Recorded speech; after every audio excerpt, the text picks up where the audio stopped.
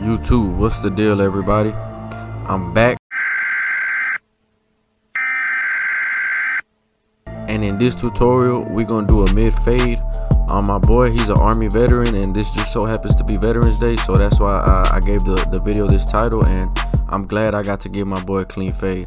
As you can see, now I'm just laying down the hair, prepping the hair for the fade, as I like to call it, you know, just prepping the canvas, getting it ready for everything.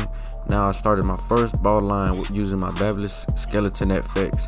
I make my first guideline for mid fades. I started off at the corner of the eyebrow, and then I just started following it back in a rainbow like shape, contour to the shape of the head. The reason being is because if you follow that contour shape of the shape of the head, that structure, it'll prevent any shadows from occurring whenever you start fading.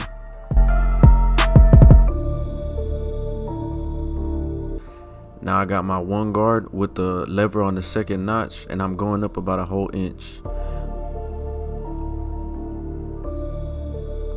Whenever you guys doing these guidelines, you got to make sure you be patient and go over it multiple times, because the first time through is not going to cut all the hairs. You got to keep going multiple times over and over until you get that hair to the same desired length. Now I got no guard with my lever on the second notch, and I'm going up halfway what I just went up with the one guard.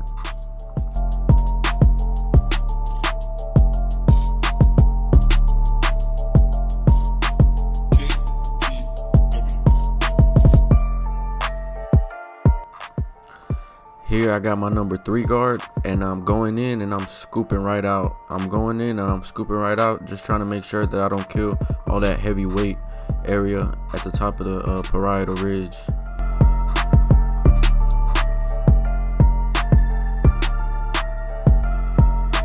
Now I got my clipper over comb, and I'm going straight up, and then I scoop it right out, and I'm using my comb as a guide to the desired length that I want to trim this hair down, so I can connect the number 3 to the top of the head.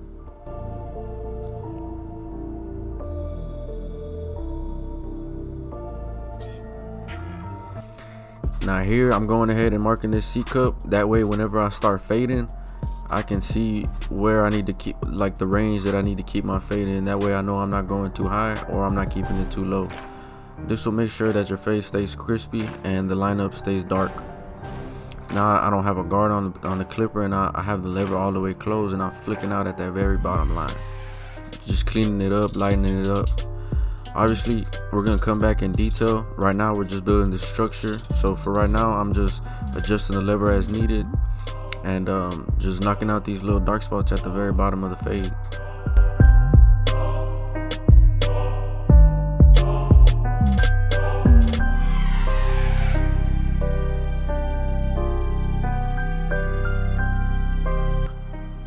Now I got my half guard with the lever closed. Again, I'm just softening up this line. I'm going in and I'm just flicking that out, and trying not to go too high, because you can't, if you bring a fade higher, you're gonna have to restart your whole fade and just keep bringing it up and up until you mess up the whole fade and you end up looking like you got a high fade. Now I got my one guard, and I'm flicking out that line between the 3 and the half guard, and I'm just flicking that out, lightening up these dark spots, just creating the structure. Keep in mind, there's gonna be some dark spots throughout the process of your fades, but you just gotta continue to trust the process. Now I got the half guard, and once again I'm coming back down in the guard system, because once I built that structure, there was dark spots left behind. So I adjust the lever as needed to clear up these dark spots. These little simple excessive steps is what determines a mediocre barber and a great barber. Some barbers create that structure and they're content with a mediocre fade, but the way I like to do my fades, I create that structure, I go through my system, and then I work my magic and I do that detail work. Right now I'm using that 2 guard, filling in that gap between the 1 and the 3, lightening it all up, creating a nice gradiency. Now I got the 1, and I came back down because again I see dark spots left behind.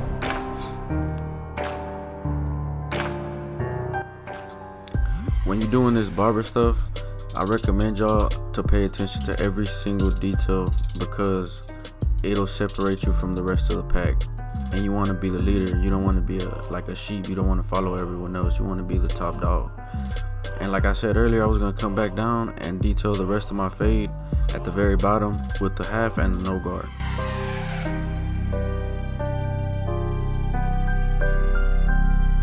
To you, these steps might seem a bit excessive, but this is how I'm able to achieve these blurry fades.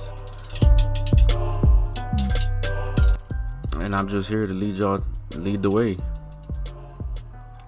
And I understand, of course, that these tutorials might not be beginner friendly, but once you get a hold of that system, come back and rewatch this video and you'll see what I'm talking about. Now I'm coming in with that Babyliss Gold FX shaver, and I'm shaving it down, obviously not all the way up to my first guideline, because then you'll make an impossible line that's impossible to take out. So I go up and I leave about an inch of space from between my first guideline and the shaver line, and the line that's left behind, I just tap it out. As you can see, I just tap, and the line slowly starts to fade away.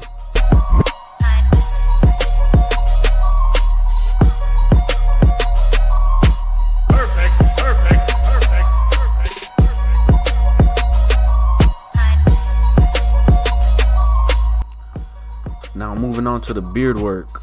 I pre-brush my client's beard in the direction that it grows, which it grows towards his ear. That way I can mark the back of the beard, the neckline, and make it real nice and crispy.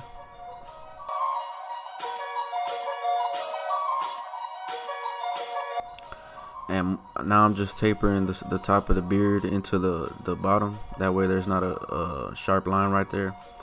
And again, I had my lever closed on the second notch, and I went down about ½ an inch, and then I started playing with the lever as I went downwards and just opening and closing my lever as needed.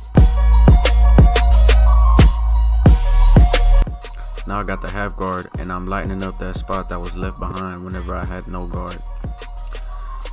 When you start fading the beard, it gets kind of tricky because you're repeating the same system, but you're doing it downwards. Also, right now I was just showing you the dark spot that was left behind, so now I'm using that one to lighten that up. But like I was saying, the hair on the beard is a bit thinner than the hair on the actual head, so you gotta be a bit more gentle with these guards. If not, you'll leave some really rough lines.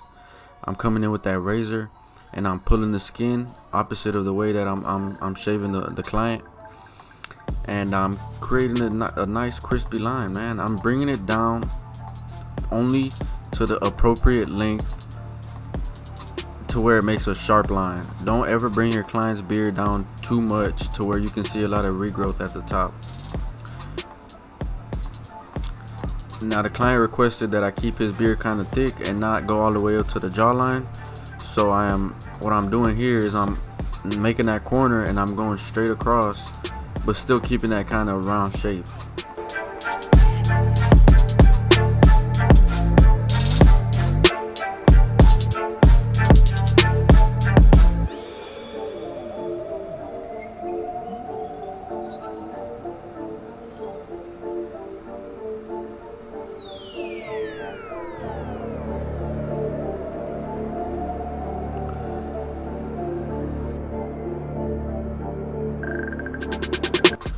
Alright, now we're moving on to the back, and we're making that connection from the right side of the head to the back of the head. And I'm coming in with that one guard, and I'm going in about 1 inch, keeping the guideline clean, making it all the same length, even.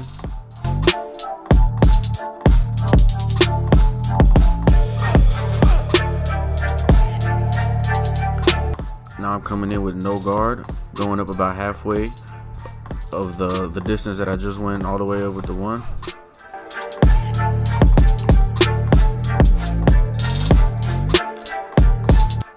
Keep in mind I have my lever on the second notch right here when I'm making this guideline right here.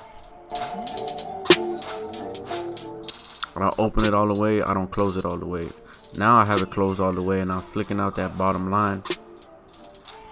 and I'm lightening it up. That way I can open the lever as needed as I go up, so I can blend it up to the line that you see right there.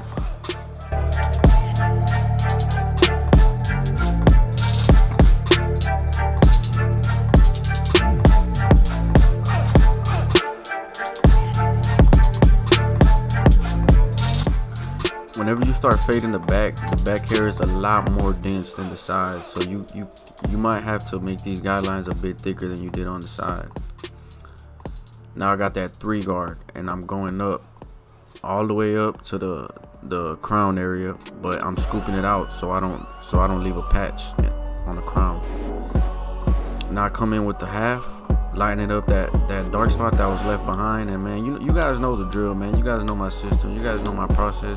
You guys been watching my videos, y'all know how I fade, so y'all know how the deal goes. Now I got the 1 again, lightening up these dark spots, building that structure, getting it ready for me to come back down and start doing that detail work. And if you're wondering why I left the bulk at the bottom, there's no reason to it. It's just whenever you cut hair all day, you get tired of doing the same thing over and over again, so you kind of just have to switch it up.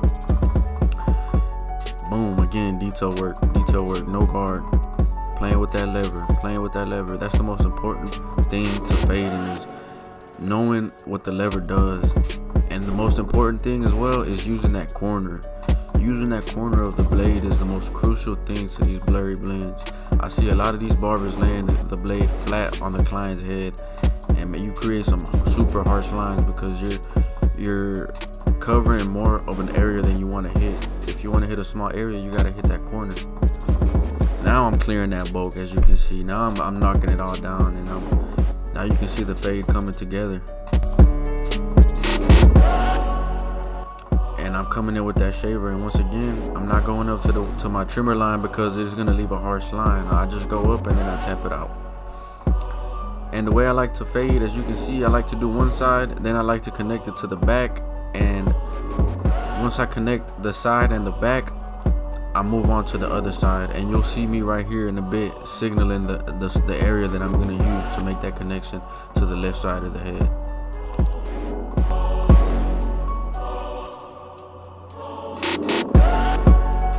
Alright, so I went again and did the left side, but I didn't show because I don't want to, you guys know the steps. It would be kind of pointless for me to show you all over again. I'm moving on to the lineup, and I'm facing my client, and I start in the center, and I start moving my way to the side that I think is the highest. And in this case, it was my left side, so I went ahead and moved into my left, and I'm being patient, and I'm being very detail oriented, and I'm just tapping it, making sure that I don't push my client back. And then I just went ahead and did the vertical bars like I'm doing right now, and keeping it natural. Please don't push your clients back.